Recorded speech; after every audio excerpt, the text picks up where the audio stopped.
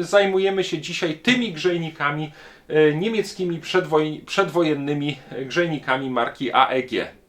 Przypuszczam, że w tej pozycji grzała jedna grzałka, czyli skrót od Allgemeine Elektrizitätsgesellschaft, Powszechne Towarzystwo Elektryczne, inaczej mówiąc po polsku. Jest szansa, że to będzie działało. Ten może na razie odstawię i zajmujemy się tym starszym modelem AEG z 1939 roku. Już mamy jedną oryginalną grzałkę AEG. Sobie założę rękawiczki, bo tym się można skaleczyć. I mamy tutaj wygodny dostęp do wnętrza. Jeden bardzo podobny grzejnik AEG widzieliśmy w Muzeum Inżynierii i Techniki w Krakowie. Drugi z których drutów prowadzi tutaj do wyłącznika. Zobaczcie, ta grzałka wydaje się sprawna, ta troszkę cieńsza, troszeczkę grubsza, ale od biedy można by taką grzałkę z lat 60. tutaj zamontować.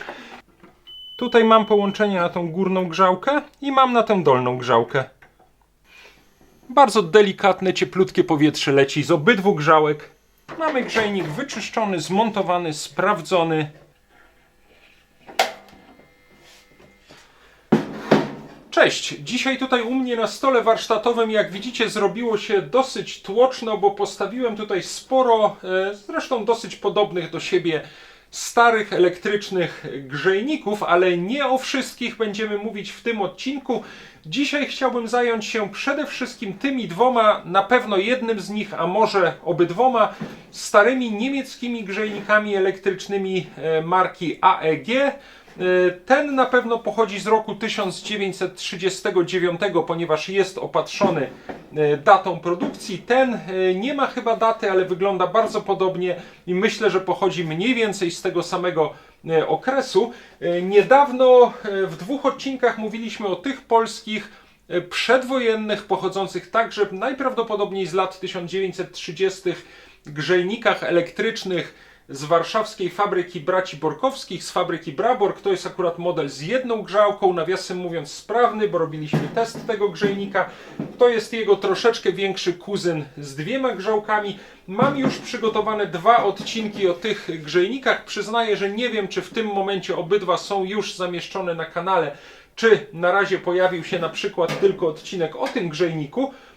Ale na pewno niebawem obydwa będą dostępne, obydwa odcinki o tych polskich grzejnikach będą dostępne na kanale. To są, nawiasem mówiąc, tak jak już wspominaliśmy w tych odcinkach o nich, grzejniki polskie, ale jeżeli chodzi o konstrukcje, wzorowane na niemieckich modelach Siemens.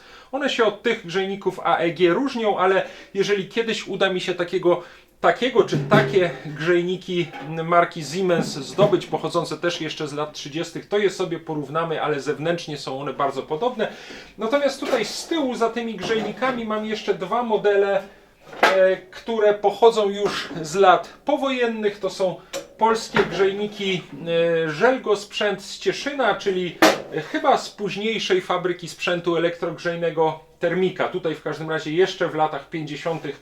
funkcjonującej pod nazwą Żelgosprzęt.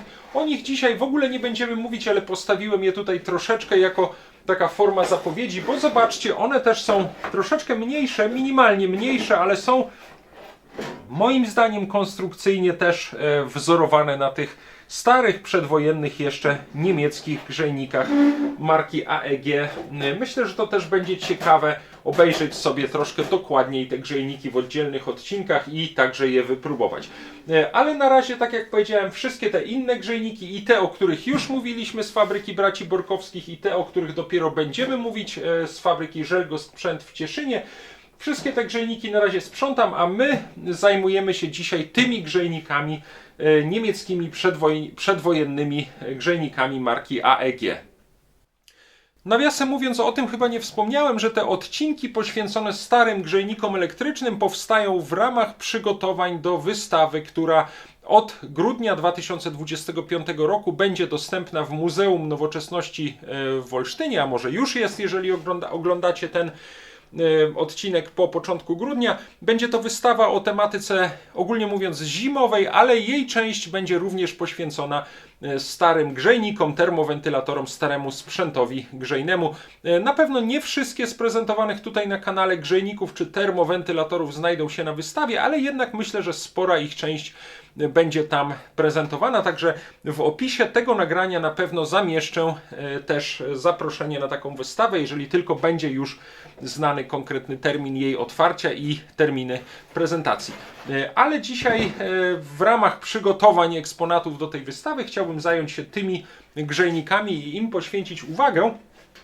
One są, tak jak Wam powiedziałem, obydwa to są grzejniki marki AEG, ale jak widzicie one się troszeczkę minimalnie się różnią i to chyba głównie tą kratownicą na wylocie powietrza, bo one takie sobie teraz porównuję, jeżeli chodzi o wielkość, są praktycznie identyczne, mają tutaj taką rączkę do przenoszenia czy do powieszenia na przykład na ścianie.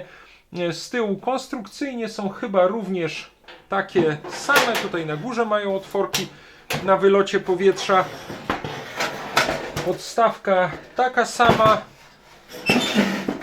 Z boku na obydwu tych grzejnikach znajduje się gniazdko do podłączenia przewodu zasilającego i powyżej znajduje się pokrętło regulatora z 3 tak naprawdę pozycjami, 0, 1 tutaj po obydwu stronach i 2 na dole. Przypuszczam, że w tej pozycji grzała jedna grzałka, prawdopodobnie, tutaj mamy tą kreseczkę, czyli tak, tu mamy wyłączony grzejnik, tu mamy włączoną tylko jedną grzałkę, prawdopodobnie, jeszcze to sprawdzimy, a tutaj prawdopodobnie grzeją obydwie grzałki, tutaj znowu jedna i tutaj mamy grzejnik wyłączony i tutaj chyba jest dokładnie tak samo. Tak, pozycja 0, 1 i 2. Także jest to dokładnie ten sam model grzejnika, różniący się tylko tą kratką na wylocie powietrza. Ja chciałbym jeszcze rzucić okiem na tabliczkę znamionową. W przypadku tego grzejnika mamy tutaj pod gniazdkiem ładne logo AEG, czyli skrót od Allgemeine Elektrizitätsgesellschaft, Powszechne Towarzystwo Elektryczne, inaczej mówiąc po polsku. Mamy tutaj numer tego grzejnika, jest skrót PL, numer 245 110, napięcie znamionowe 220 V, moc 1000 W, rozumiem, że to już pełna moc przy pozycji drugiej. Tutaj mamy znaczek VDE, czyli Niemieckiego Związku Elektrotechników i pod spodem mamy datę 1939, czyli grzejnik jeszcze pochodzący z końca okresu przedwojennego, czy może już z ostatnich miesięcy 1939 roku, czyli już z okresu II wojny światowej. Natomiast na tym grzejniku rzućmy także okiem. Mamy logo AEG, mamy również tutaj PL, numer 245 111, tutaj mamy 245 110. Czyli to musi być numer typu tego grzejnika, bo nie sądzę, żebyśmy mieli tak wielkie szczęście, żeby trafić na dwa grzejniki o sąsiadujących ze sobą numerach seryjnych. Jeżeli ten z 1939 roku ma numer 245 110, a ten ma numer 245 111, to może jest to już troszeczkę minimalnie nowszy model, na przykład gdzieś z przełomu 1939 i 1940 roku, może z 1940 roku. Prawdopodobnie ten już pochodzi z okresu po wybuchu II wojny światowej, tak przynajmniej przypuszczam po tym oznaczeniu numerów. Tutaj także jest na tym drugim grzejniku moc 1000 W, 220 V, ale tutaj daty produkcji niestety nie mamy, jeszcze popatrzę później, może gdzieś w innym miejscu obudowy jest ona odciśnięta. No to ta minimalna różnica w oznaczeniach typu tych grzejników wyjaśnia też różnicę pomiędzy tą kratownicą i mam wrażenie, że to jest chyba główna różnica, bo poza tym grzejniki wydają się praktycznie takie same, jeszcze je sobie później porównamy. Nawiasem mówiąc, ten grzejnik oznaczony datą 1939 pochodzi z mojej kolekcji. Nic jeszcze przy nim nie robiłem, nie był w ogóle czyszczony, jak widzicie tutaj są takie rdzawe naloty. Kupiłem go już dosyć dawno temu w Warszawie na giełdzie Staroci. Nawet pamiętam, że robiłem taki króciutki filmik zaraz po powrocie z giełdy Staroci, w której pokazywałem m.in. ten grzejnik. Chyba kupiłem wtedy też całkiem ładny polski ręczny odkurzacz Gamma 2 z lat 60., także był to udany wypad na giełdę Staroci. Natomiast ten Egzemplarz grzejnika AEG pochodzi z kolekcji mojego kolegi kolekcjonera Jacka i został wypożyczony właśnie do przejrzenia, do przygotowania filmu. No i z pewnością trafi także na wystawę w Muzeum Nowoczesności w Olsztynie. Tutaj, jak widzicie, są zamontowane dwie grzałki. Tutaj w tym moim grzejniku one prawdopodobnie wypadły z tego mocowania, ponieważ już od początku, jak kupiłem ten grzejnik, to one leżały tutaj na dole. Zobaczymy, tak na pierwszy rzut oka w tym grzejniku ta spirala grzejna wydaje się nieprzerwana. Jest szansa, że to będzie działało. Jeżeli chodzi o ten grzejnik, to mam wrażenie, że tutaj w jednej z tych grzałek ten drucik jest już poprzerywany, ale ta druga grzałka, chyba nawet identyczna jak te w tym grzejniku, wydaje się być w dobrym stanie. Także to sobie za chwileczkę sprawdzimy. Jest nawet szansa, że jeden albo może oba z tych grzejników będą nawet działały, ale przede wszystkim zależy mi najbardziej na ich wyczyszczeniu i obejrzeniu konstrukcji. Tak sobie myślę, że może zacznijmy od demontażu tego mojego grzejnika z 1939 roku. Oczywiście mam nadzieję, że niczego w nim nie uszkodzę, ale gdyby doszło tutaj do jakichś uszkodzeń, to no przynajmniej będzie to mój egzemplarz, a nie ten wypożyczony. Natomiast z tym drugim grzejnikiem też pewnie z końca 1939 roku, może już z roku 1940, zajmiemy się w następnej kolejności, albo jeszcze w tym, albo w następnym odcinku. Zobaczymy, jak długo, ile czasu zajmie nam przegląd tego grzejnika. Także ten może na razie odstawię i zajmujemy się tym starszym modelem AEG z 1939 roku. Przede wszystkim patrzę, gdzie tutaj są jakieś śruby montażowe. Tutaj mam dwie śruby, które mam wrażenie trzymają tę kratownicę osłaniającą grzałki.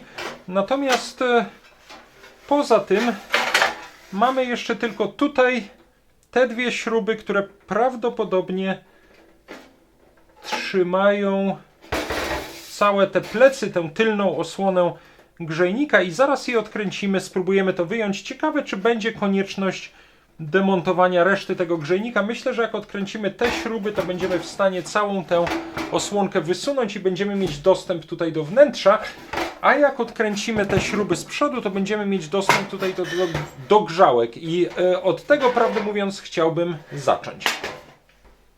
Tam w środku wydaje się to dosyć mocno zardzewiałe, więc pytanie, czy ja te śrubki w ogóle dam tutaj radę wykręcić, ale o, ta przynajmniej obraca się bardzo luźno, ta także.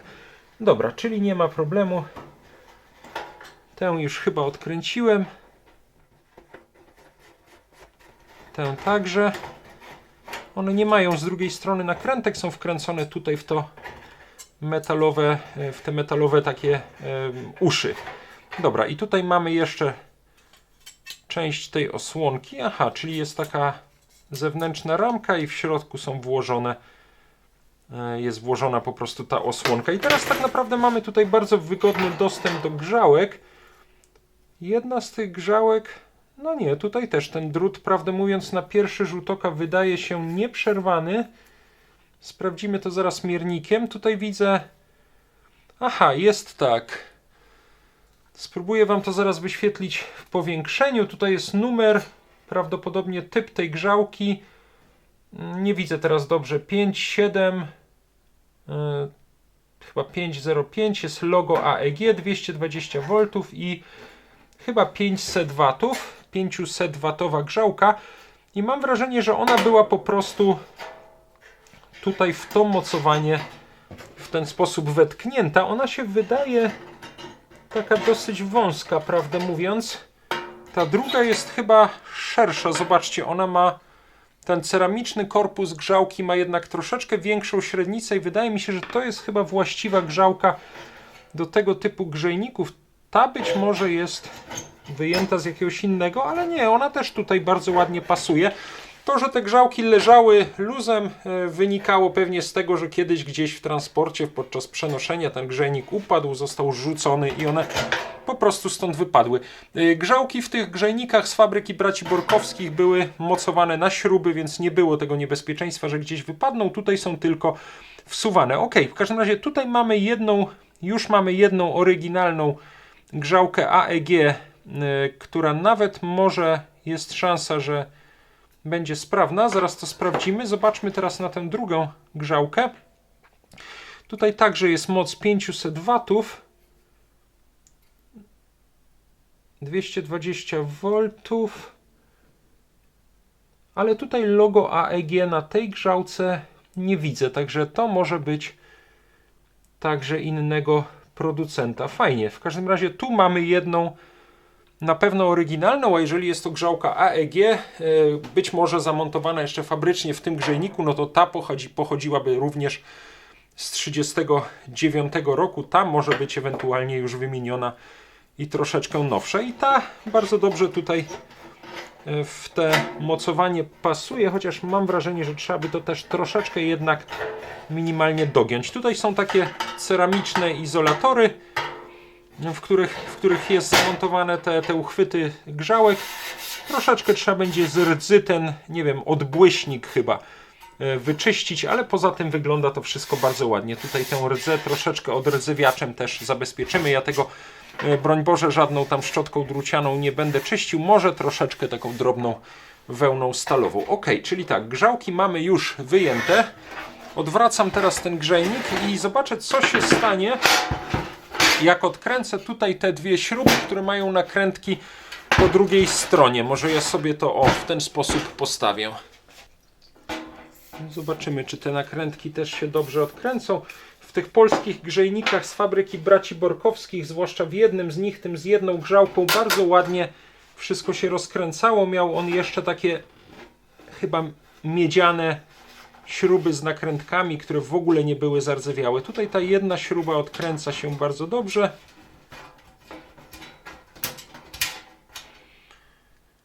Oczywiście później te śruby też wyczyścimy.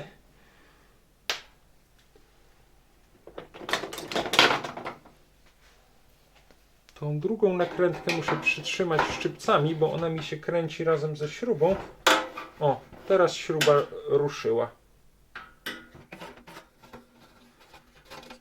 Dobra. Też mam to odkręcone. Chwileczkę i zaraz zobaczymy, co teraz będziemy w stanie tutaj rozmontować. No i spróbujmy. Myślałem, że będę w stanie wysunąć chwileczkę tę tylną osłonkę, ale nie mogę jej ruszyć. Pytanie, czy dlatego, że jest to zardzewiałe? Sobie założę rękawiczki, bo tym się można skaleczyć. No nie, jak tutaj zacząłem tym troszeczkę ruszać, to mam wrażenie, że jednak tutaj ta pokrywa zupełnie ładnie się wysuwa. Troszkę z jednej, troszkę z drugiej strony. O. I mamy tutaj wygodny dostęp do wnętrza tego grzejnika. Fajnie, tu jeszcze tak patrzę, czy gdzieś nie przeoczyłem jakichś napisów. Aha, zapomniałem o tym powiedzieć, że przecież my takie grzejniki widzieliśmy w dwóch miejscach. Jeden bardzo podobny grzejnik AEG widzieliśmy w Muzeum Inżynierii i Techniki w Krakowie. Tutaj mogę go Wam pokazać na zdjęciach. On nawet z tyłu, z przodu jest bardzo podobny, z tyłu ma tutaj pod rączką jeszcze taki napis Furniculus, czego w tych modelach grzejników nie ma. Natomiast taki też bardzo podobny grzejnik, też AEG i też z napisem Furniculus, tylko że pomalowany na biało, widzieliśmy także w Muzeum Techniki w Wiedniu latem tego roku. Jeszcze sobie może potem do tych nagrań wrócimy. Tutaj od środka też nie ma już żadnych napisów. No ale możemy sobie obejrzeć, odwrócę go może w ten sposób w Waszą stronę Tutaj mamy gniazdko do przyłączenia przewodu zasilającego. Jeden z tych drutów od gniazdka prowadzi tutaj do tego mocowania grzałki i do tego mocowania grzałki. One są równolegle podłączone. Drugi z tych drutów prowadzi tutaj do wyłącznika i od tego wyłącznika mamy poprowadzone dwie pozycje. Tutaj jest jeden drut prowadzący do tej grzałki, jeden prowadzący do tej grzałki. Zaraz sobie to miernikiem sprawdzimy, czy to wszystko będzie działało. Prawdopodobnie w jednej z tych pozycji podłączona jest tylko jedna grzałka, nie wiem, może na przykład ta dolna, a w drugiej pozycji prawdopodobnie tutaj jest połączenie na obydwa te przewody prowadzące do obydwu tych grzałek. Tutaj na tym wyłączniku jest jakieś oznaczenie 5.19. Zaraz przyniosę odkurzacz i jeszcze to wyczyścimy. Jeszcze tylko chwileczkę chciałem ten grzejnik postawić tak, żeby było widać wszystkie te elementy po rozmontowaniu, czyli mamy cały ten główny korpus grzejnika tutaj z tym mocowaniem do grzałek i z tymi wszystkimi drutami prowadzącymi do gniazdka i do wyłącznika. Oczywiście można by to dalej rozmontowywać. Tutaj mamy tę tylną pokrywę grzejnika, tutaj mamy kratownicę, która osłaniała widoczne z przodu te miejsce przeznaczone na grzałki. No i mamy dwie grzałki i mamy tutaj śrubki trzymające tę osłonkę grzałek i śrubki trzymające tylną pokrywę grzejnika. Bardzo prosta konstrukcja. Tutaj jeszcze, żeby odkręcić ten wyłącznik, należałoby odkręcić te dwie śrubki, czy te dwie nakrętki znajdujące się z drugiej strony. Wtedy można go wyjąć.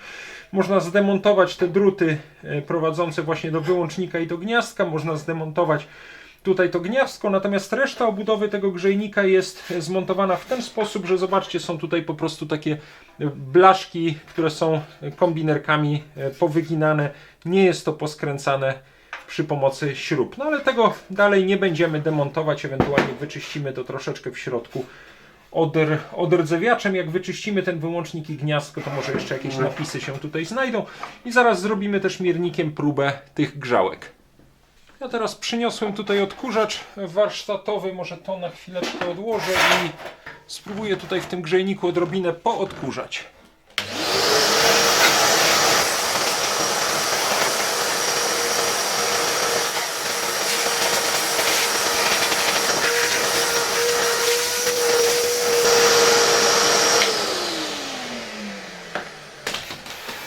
Ok, teraz może wyjdę z tym na dwór, wezmę sobie troszeczkę bardzo drobnej wełny stalowej i przynajmniej odrobinę tutaj postaram się te największe naloty rdzy wyczyścić.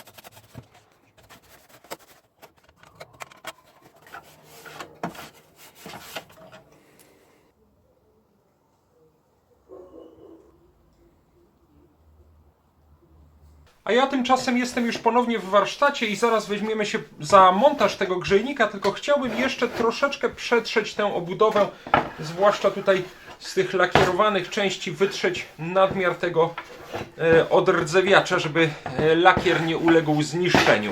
Także jeszcze chwilkę mi to zajmie i zaraz spotykamy się przy montażu tego grzejnika, ale już w sumie widzę, że zaczyna on naprawdę ładnie wyglądać i to czyszczenie i odrdzewianie przyniosło całkiem fajny efekt. No ja myślę, że ten grzejnik już teraz wygląda w miarę ładnie, zwłaszcza w porównaniu ze stanem, w jakim był, kiedy zaczęliśmy go czyścić. Zaraz będę chciał go zmontować, ale najpierw sprawdźmy jeszcze, czy te grzałki ewentualnie miałyby szansę działać. Postawiłem tutaj miernik i zobaczmy po prostu, czy będzie tutaj połączenie przez ten drut Tutaj tak, zobaczcie, ta grzałka wydaje się sprawna, ta troszkę cieńsza, a jak będzie z tą grzałką? O, już widać, momencik, tak, ta grzałka też powinna działać, ten drut nie jest przerwany. Także bardzo fajnie, zaraz wkładamy je tutaj do tego grzejnika. Ja tylko troszeczkę jeszcze wyczyszczę te styki, w których grzałki powinny być zamontowane. O, ja tutaj po prostu takim bardzo drobnym papierem ściernym nawiniętym na śrubokręt wyczyszczę troszeczkę te styki, w które zamontowane są grzałki.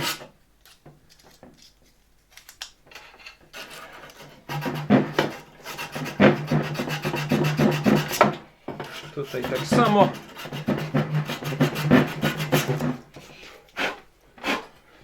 Myślę, że to powinno wystarczyć. No to załóżmy tutaj jedną grzałkę. Ta się już ładnie trzyma. Zaraz założymy tą, tylko jeszcze zapomniałem, że miałem tutaj sfotografować to logo AEG. Zrobię to szybciutko i zaraz ją zakładamy. Ok, już załatwione. Wkładamy tutaj teraz tę drugą grzałkę.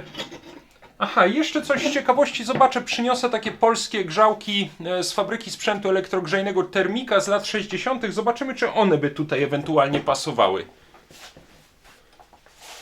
Zobaczcie, tutaj mam na przykład jedną z takich grzałek od, tak jak powiedziałem, polskich grzejników. Ona jest dużo grubsza i ma tutaj takie mocowanie z porcelanowymi czy takimi ceramicznymi izolatorami, natomiast można by jak najbardziej całe to mocowanie z tymi izolatorami odczepić, mieć tylko tę grzałkę z takimi obejmami z dwóch stron i tak sobie patrzę, że ona właściwie byłaby, no może nie idealna, ale jakby przesunąć te obejmy tutaj możliwie do środka, to też można by taką grzałkę zamontować w tym grzejniku, z tym, że ona ma moc nie 500 jak te grzałki, tylko chyba 750 W, jeżeli dobrze pamiętam. Nie, 700 W, tak, 700 W, ona jest troszeczkę grubsza, ale od biedy można by taką grzałkę z lat 60. tutaj zamontować. Natomiast patrzyliśmy w tych grzejnikach Braborg, polskich grzejnikach z lat 30. z fabryki braci Borkowskich, że tam grzałki były jednak co najmniej jakieś 3 cm szersze i tych grzałek od grzejników AEG, no nie wiem, może gdyby z kolei tak na same końce przesunąć te mocowania, może dałoby się tam zamontować, ale generalnie te raczej też byłyby za krótkie, bo one są praktycznie tej długości, co te polskie powojenne grzałki z lat 60. Nawiasem mówiąc, tak jak już wspomniałem, te polskie elektryczne grzejniki najpierw z fabryki Żelgo Sprzęt w Cieszynie, potem z fabryki sprzętu elektrogrzejnego Termika, one też były w sporej mierze wzorowane na tych niemieckich przedwojennych grzejnikach AEG. Zresztą takie przykłady sobie też później jeszcze w innych odcinkach obejrzymy, więc nic dziwnego, że te grzałki tutaj też do siebie wzajemnie pasują. No dobra, to teraz chciałbym ewentualnie sprawdzić jeszcze, czy tutaj mamy wszystkie te połączenia sprawne i czy działa ten wyłącznik. Przede wszystkim to mnie bardzo ciekawi. Zastanawiam się, jak to zrobić, żeby było to dobrze widoczne. W każdym razie tutaj postawiłem sobie miernik, na którym będziemy widzieli, czy jest połączenie pomiędzy poszczególnymi stykami tego wyłącznika przy poszczególnych pozycjach tego pokrętła. No i teraz mamy wyłącznik nastawiony na 0. Teraz tak sobie patrzę, tutaj od gniazdka mamy jeden drut idący do tych dwóch styków łączących się po tej stronie z grzałkami. Natomiast tutaj mamy drut, który idzie do wyłącznika, czyli tutaj wchodzi do wyłącznika, a tutaj z wyłącznika wychodzą te dwa druty do tych poszczególnych grzałek. Czyli w tej pozycji pierwszej wyłącznika zakładam, że będzie grzała albo ta grzałka, że tu albo tu będziemy mieć połączenie. Natomiast w pozycji drugiej prawdopodobnie będziemy mieć z tego drutu połączenie na ten i ten drut i wtedy będą zasilane obydwie te grzałki. Będzie tutaj zamknięty ten cały obwód. Ok, to teraz wyłączam to na 0. Przykładam sobie jedną sondę miernika tutaj do tego drutu na wejściu do wyłącznika i na przykład do tego. Tutaj nie mamy przejścia prądu, nie mamy połączenia. I tutaj też nie mamy, ale mamy cały czas ustawione teraz na 0. No to przestawiam na pozycję pierwszą. No nie wiem, to z dwóch stron jest pozycja pierwsza. Zaraz to sprawdzimy. I teraz tak, tu przykładam do tego drutu, do tego i do tego. O, i tutaj mamy połączenie, czyli w pozycji pierwszej powinna nam grzać w tej chwili ta górna grzałka, a jak wyłączę, wyłączyłem jedynkę. Tu z tej strony mam wrażenie, że nie mam połączenia, ale jak przekręcę na tę stronę, to mam. Dobra, a przekręćmy teraz na dwójkę i co się stanie teraz? Tutaj mam połączenie na tą górną grzałkę i mam na tę dolną grzałkę. O. Tu i tu. Czyli teraz grzeją obydwie grzałki. Teraz mam połączenie na dolną grzałkę, jestem na jedynce.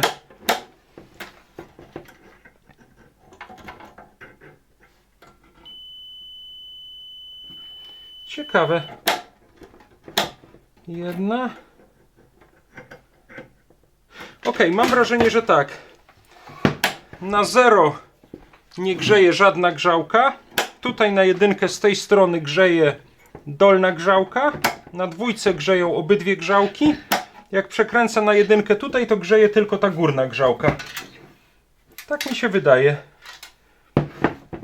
Jak przekręcę na 0, to oczywiście wszystko jest wyłączone. Zaraz spróbujemy to podłączyć do zasilania i sprawdzimy, jak to działa w praktyce. Ja już mam ten grzejnik przygotowany do testu. Ten test zrobimy przy pomocy mojego regulatora napięcia na znacznie obniżonym napięciu, chociaż tak jak ktoś kiedyś słusznie napisał w komentarzu, lepiej i bezpieczniej byłoby do tego używać autotransformator. I tak będę robił, ale na razie przyznaję, że przy tych grzejnikach, które do tej pory testowałem, ten regulator sprawdza się całkiem nieźle. To jest jeszcze wszystko niepodłączone, możemy ten grzejnik bezpiecznie dotykać.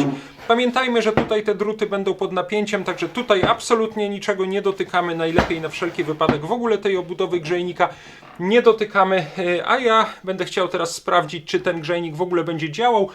Wyłącznik jest ustawiony na 0, tutaj przewód mam podłączony do tego gniazdka zasilającego. Podłączę do listwy zasilającej, mam bardzo zmniejszone napięcie. Włączyłem teraz zasilanie, minimalnie podniosę napięcie, ale pamiętajmy, że grzejnik jest jeszcze wyłączony. Przekręcę tutaj pokrętło na jedynkę. Podnoszę napięcie, słyszę, że grzejnik już zaczyna pracować.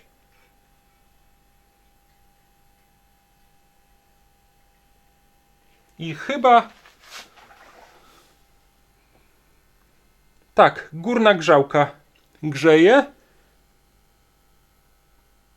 Ja tego oczywiście nie dotykam.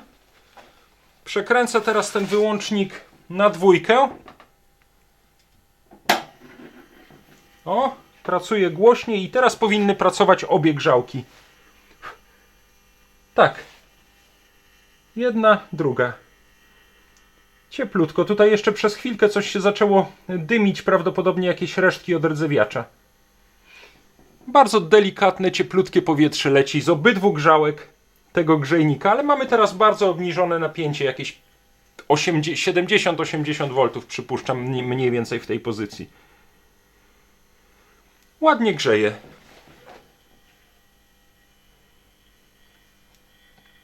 Troszeczkę podniosłem napięcie. A przestawię teraz wyłącznik tutaj na jedynkę.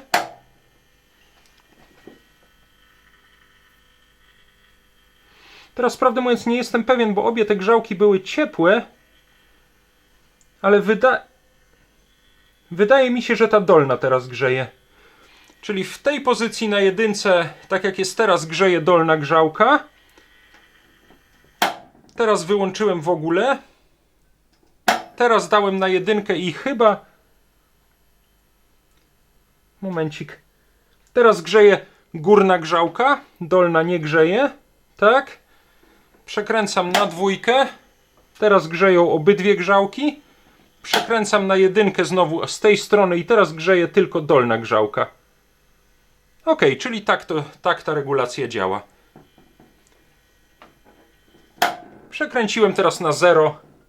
grzejnik jest wyłączony, ale jeszcze tutaj niczego nie dotykamy i przypominam, absolutnie jak jest zdjęta ta pokrywa, nie dotykamy tutaj z tyłu tych drutów, one są cały czas pod napięciem.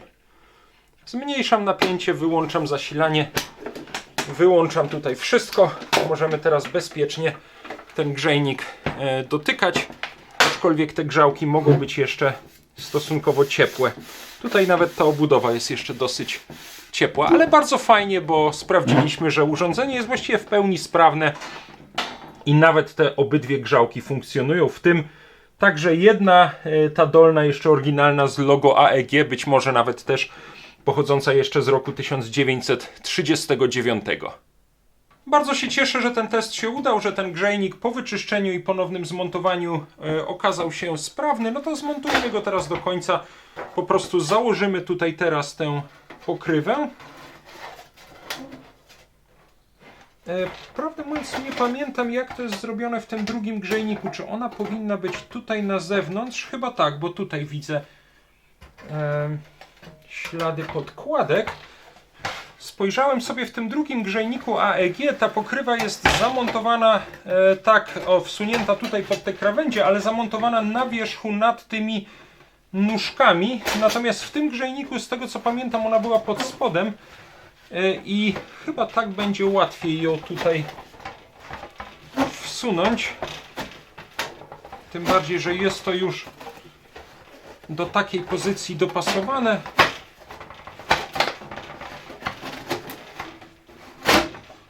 O, weszła całkiem ładnie. Tutaj mamy te otwory na śruby. To się wszystko zamknęło. Już mogę zdjąć rękawiczki, bo już się nie powinienem tutaj pokaleczyć. Tutaj od spodu dam nakrętkę.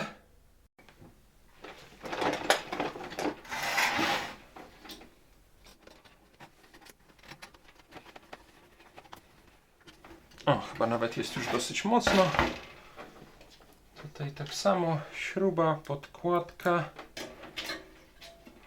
nakrętka.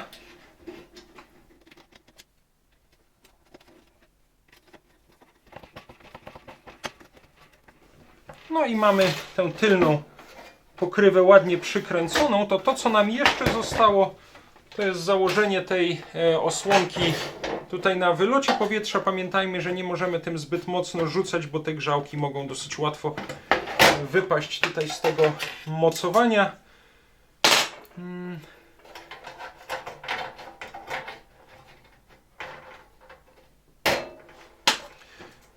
Tak. Tak. Tutaj troszeczkę jest wygięta ta ramka, ale tak już było wcześniej. Ups.